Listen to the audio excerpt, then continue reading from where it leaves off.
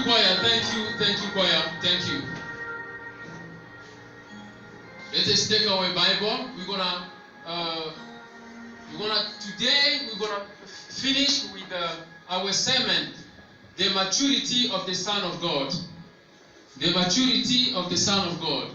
But before that, we're gonna summarize what we spoke about last Sunday, about the 6 important points of the Lord's Prayer. As the Lord permit, after this summary, then we carry on with the sermon, the maturity. Choir, please you can go. You will come back after. Thank you.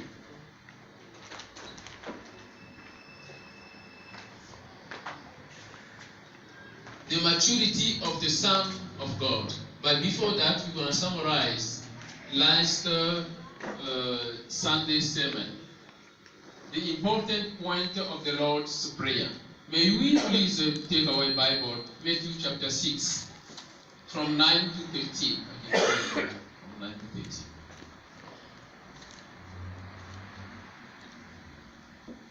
It is very important to know. We need all of us to know how to pray.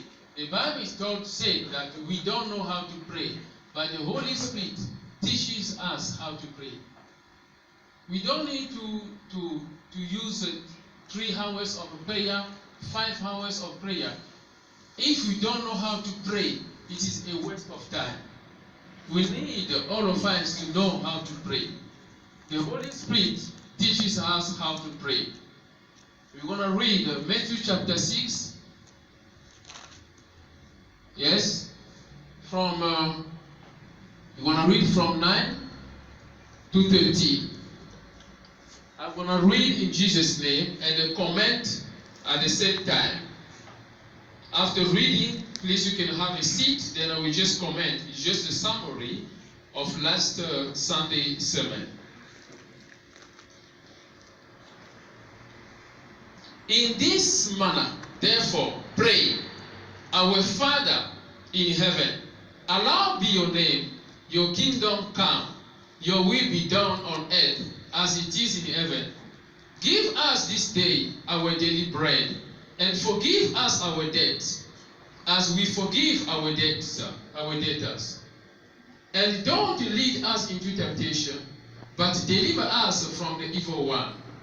For yours is the kingdom, and the power, and the glory forever.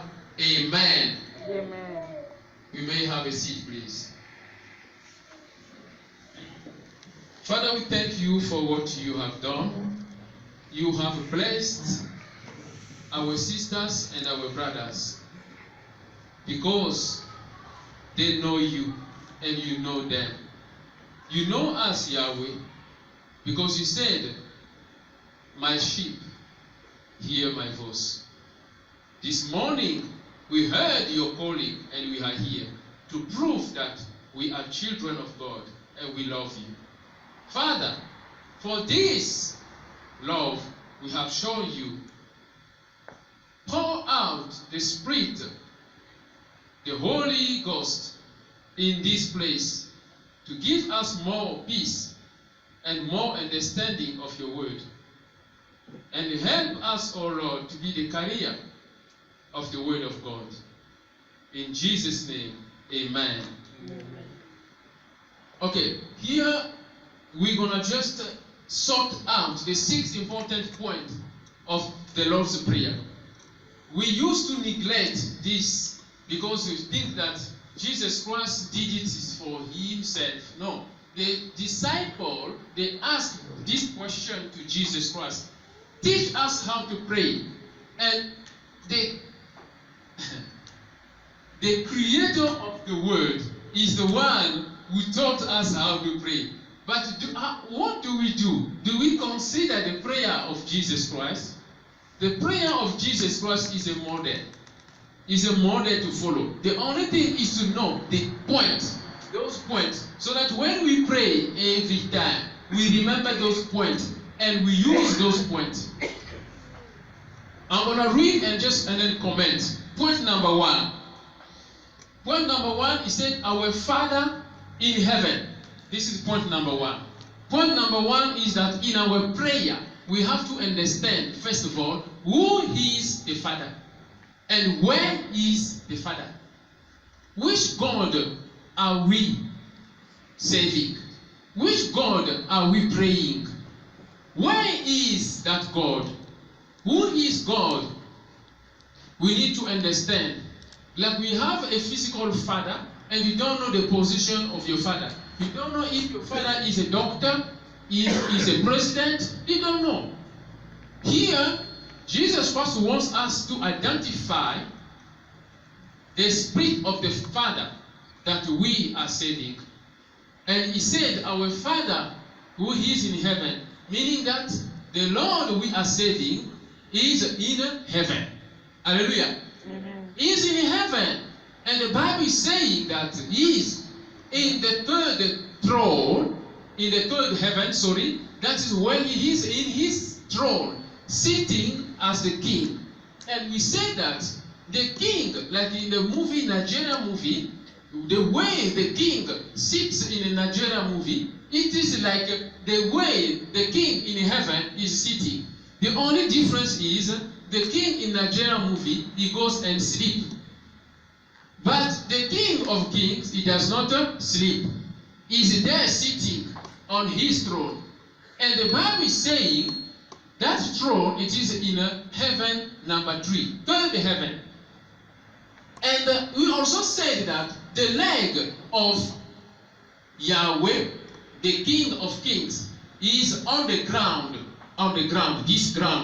this like here. He is sitting up there, but the leg is grounded, is down on the, like here, sitting like this, and the leg is here. How big is Yahweh? If we understand this, we will understand that everything we do in the darkness, in the light, Jesus Christ is watching us and he knows everything. If we understand that the Lord we are serving, the Father that we call Father God, is on his throne and the leg is on the ground. Everywhere I go, the leg of Yahweh is on the ground. So he knows everything I am doing, good and bad. So this is point number 1. To know the supremacy of God. The supremacy of God is Adonai, is the King of Kings, is there, sitting on his throne. Now number 2 here is, allowed be your name. Yes. This is like a woman who wants to get something from the husband. Some women like that, they know how to do it well. She will start speaking sweet words to honor, to glorify the husband. Just be ready. You're going to now after that ask the man. So that is here is to give sweet words to Yahweh. We know him is there in heaven. Now we need to give a sweet word to him. Sweet words. We need to honor his name. We need to honor his supremacy. We need to honor his dignity. We need to honor his divinity. We need to honor his glory. We need to honor everything he has. By doing so, you will see that God will be pleased. Like we read the Bible, we're going to see how in the Bible, the people that came, they worship Yahweh on his feet just because they want to get something from him. What happened when we remember the story of that leader of the synagogue who came to pray to Jesus Christ to save his servant that was suffering there? You see the word that he gave. The word that he gave. The word that he gave to Jesus Christ made Jesus Christ to say, okay, go. It shall be done. This is what we mean here. We need to say sweet word to Yahweh. But there is a connection between point number 1 and point number 2. Point number 1, it is acknowledge who is that God, the supremacy of God. Point number 2, it is worship, adore him. say who he is. But the connection here is, when we do so, we need to find ourselves in the throne of God. Like in a Nigerian movie, there are people, they are outside putting security. Other people, they are in the kitchen.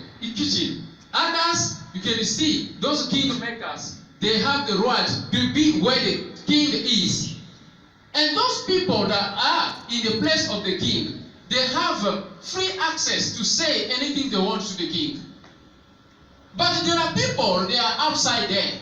Others, the subject, they are in the village. To go and see the king, they have to pass through the protocol, they have to do. But there are people, they are inside the throne of the king.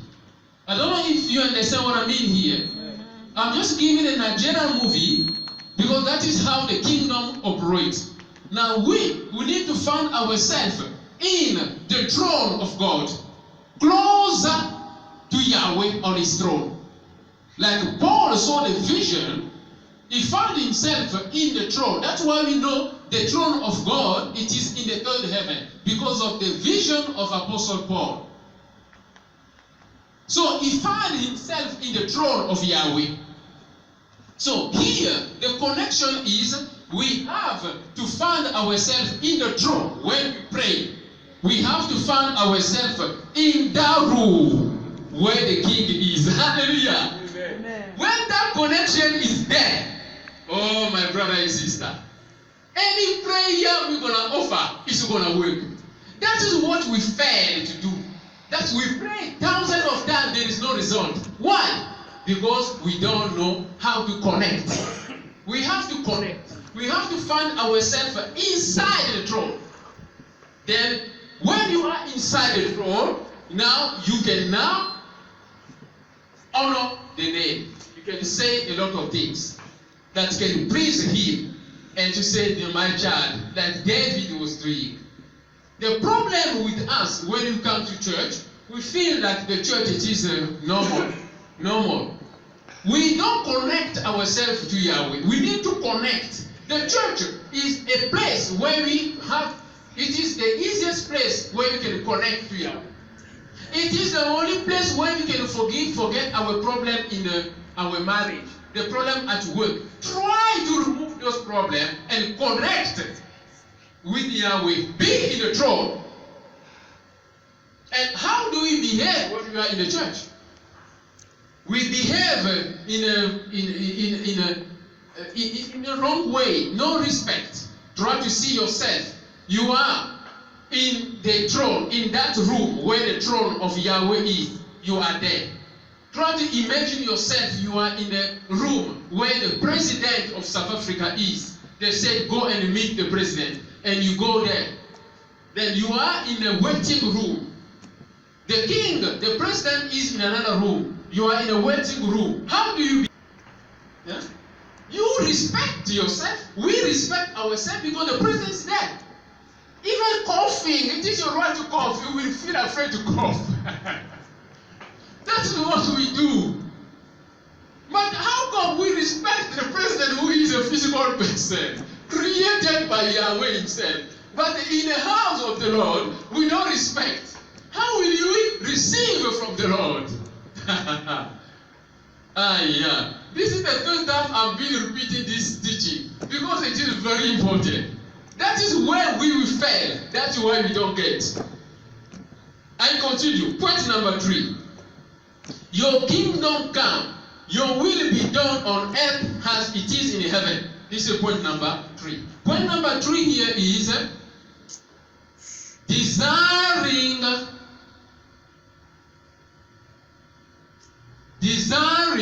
the presence of God. We have to desire the presence of God. Then first you are sleeping. Desiring the presence of God. We have to desire the presence of God.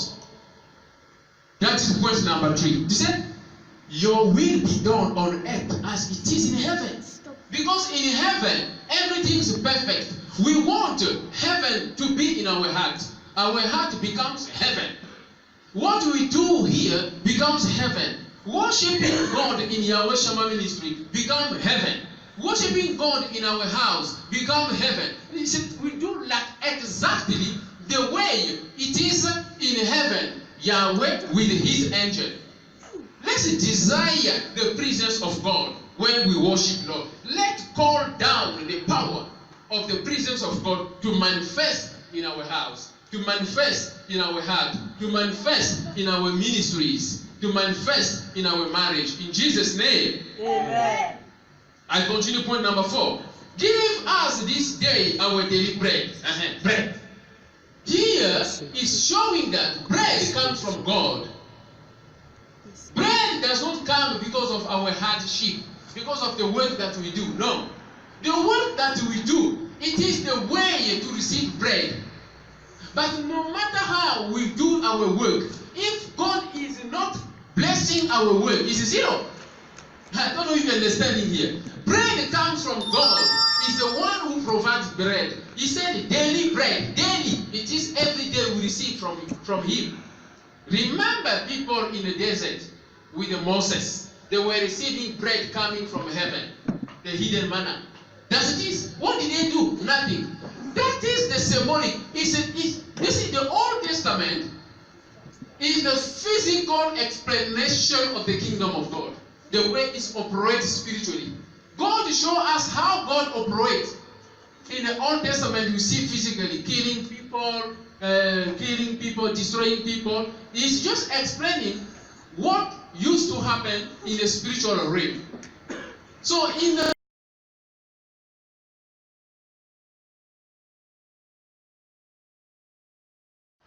we need to acknowledge that bread comes from God. Hallelujah. Amen. And bread, it is for everyone.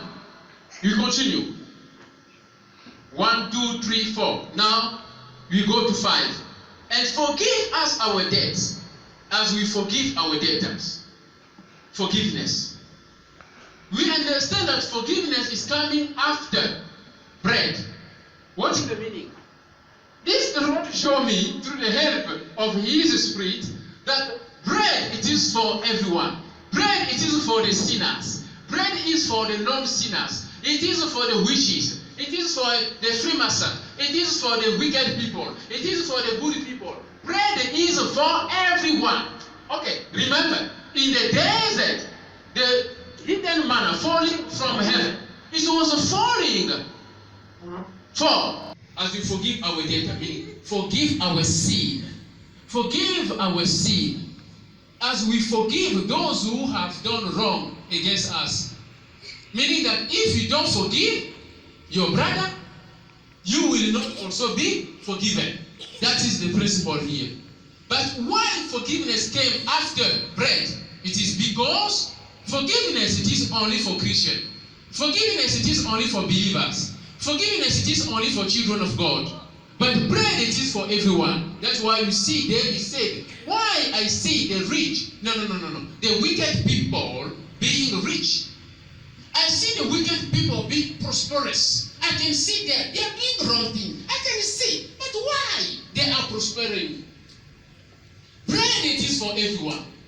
But forgiveness it is only for Christians. Because when there is a forgiveness, you enter the throne of God and you receive salvation.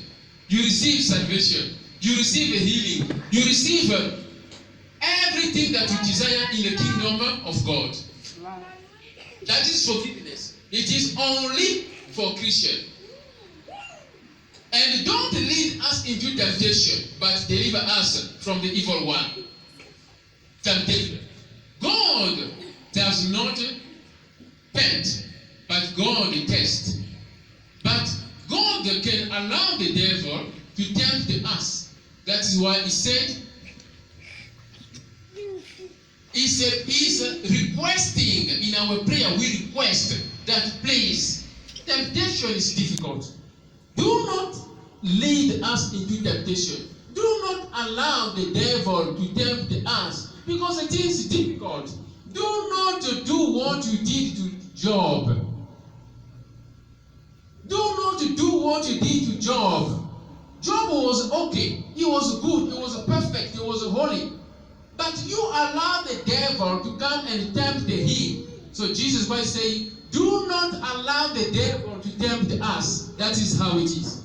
But he said, deliver us from the evil one. Do you see? So the point 1, 2, 3, 4, 5. Point number 5, he said forgiveness. We have to forgive ourselves. You have to forgive our brothers. If you forgive our brother, when you pray to God, God will forgive our sin. It's mathematically done like that. If we don't forgive our brother and we are busy praying to God to forgive us, the sin will not get up. And when we read also in the book of John chapter 20, 23, verse 23, Jesus Christ after the resurrection, when he went to see the disciple, what did he say? Forgive the sin of your brother. Because if you don't forgive the sin of your brother's sin will not be removed. That is what is difficult here now. If you don't forgive Evangelist Daniel, meaning that you are blocking Evangelist Daniel, you are locking him, you are not opening the door for Evangelist Daniel to be forgiven. Because you don't forgive him. That is John chapter 20, verse 23. Jesus Christ himself said, forgive that brother, so that he will be forgiven him. But here he's saying also, if you don't forgive that brother, your sin also will not be forgiven. That is point number 6. And point number 5, sorry. Point number 6, you say deliverance. Deliverance. We request the deliverance. Our prayer contains deliverance. When we pray, our prayer contains deliverance. That is why Jesus Christ said, don't allow the devil to tempt us, because it is difficult. But every day, Yahweh, deliver us from the evil. Let our prayer bring deliverance in Jesus' name. Amen. When we pray, our prayer contains deliverance. When we pray, our prayer contains deliverance. And one thing we need to understand, that when we pray, we hear. Prayer is a communication. We communicate. It is like this. We speak, and we hear from the Lord. But many of us, we don't do that. We only we don't even. We said last Sunday, it's just a summary, because I do believe it is very important. It's very important. Very important.